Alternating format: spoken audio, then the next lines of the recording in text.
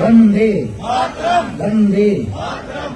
आज स्वतंत्रता दिवस के पावन पर्व पर इंडिया हाउस में एक्सीलेंस साहब, पूरी टीम, हमारे भारत के आर्मी के तीनों वीर यहाँ पर विराजमान हैं और भारतीय परंपरा का निर्वहन करने वाले पूरे भारतीय लोग यहाँ विराजमान हैं। जितने भी युगांडा, कंपाला में रहने वाले मूल भारतीय और यहाँ के लोग हैं, हम अपने आराध्य के चरणों में और भारत माता को प्रणाम करते हुए प्रार्थना करते हैं कि आप सब प्रसन्न रहें, हमारा तिरंगा लहराता रहे, युगांडा और भारत का प्रेम सदा बना रहे।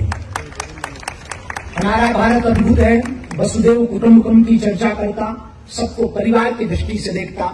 हमारा भारत, अपना भारत अद्भुत है, वर्तमान में खेल में भी आगे बढ़ रहा और रेल में भी आगे बढ़ रहा। हमारा भारत बड़ा प्यारा है, शक्ति संपन्न भी बन रहा है, शास्त्र संपन्न भी बन रहा है, और कोई छेड़ रहा है तो उसको छोड़ भी नहीं रहा है। हमारा भारत अद्भुत है। ऑपरेशन सिंदूर के तहत हमारे भारत के वीर जवानों ने घर में घुस करके पूरे विश्व का सबसे बड़ा नासूर आतंकवाद के ठिकानों को उजाड़ करके बता दिया, यदि आप हमारे सिंदूर को उजाड़ोगे आतंकवादियों, तो हम तुम्हें पूरी दुनिया से उजाड़ देंगे। हमारा भारत अद्भुत है, शास्त्र संपन्न भी है, शक्ति संपन्न भी है, सनातन संपन्न भी है, और हमारा भारत सबको गले लगाता है। इसलिए हजारों किलोमीटर दूर युगांडा और भारत का प्रेम दुनिया से छिपा नहीं है। युगांडा और भारत अद्भुत तरीके से अपने आप को आगे बढ़ा रहे हैं। युगांडा और भारत, हमारे एक्सीलेंस साहब बहुत विनम्रता के साथ पूरे भारतीयों को लेकर जा रहे हैं। हम आज जब मिले, इनकी विनम्रता, इनका ऑरा, इनका सौहार्दपन और इनकी सरलता निश्चित रूप से युगांडा में रहने वाले पूरे भारतीयों को बल भी दे रहा है, संपन्नता भी दे रहा है, प्रेम भी बढ़ा रहा है और भारतीयता का प्रचार भी किया जा रहा है। इसके लिए हम बहुत बहुत धन्यवाद यहाँ के पूरे इंडिया हाउस के रहने वाले प्रियजनों को, भारतीयों को और युगांडा सरकार को बहुत बहुत धन्यवाद। अपने भगवान से हम प्रार्थना कर रहे हैं कि इस देश की नित्य उन्नति हो, इस देश में शांति हो और भारत के साथ मधुर प्रेम ऐसा ही बना रहे।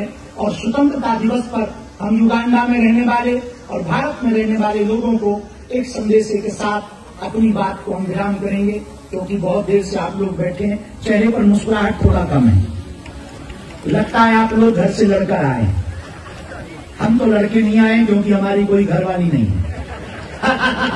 बहुत मुस्कुराते रहिए। भारतीयों की पहचान है मुस्कुराहट, क्योंकि भारत में भगवान कृष्ण जब महाभारत में खड़े होते हैं तो मुस्कुराते हैं। किसी ने भगवान से पूछा कि आप मुस्कुराते क्यों हैं? बोले हमारे जीवन में एक ही सूत्र है, हम जब वृंदावन में थे तब भी मुस्कुराते रहे, हम जब मथुरा आए तब भी मुस्कुराए, हमने जब मथुरा छोड़ी द्वारका आए तब भी मुस्कुराए, हमारे जब 16,108 घर बसे तब भी मुस्कुराए, हमारा जब बड़ा परिवार हुआ तब भी मुस्कुराए, अब महाभारत में खड़े हैं तब भी मुस्कुरा रहे हैं।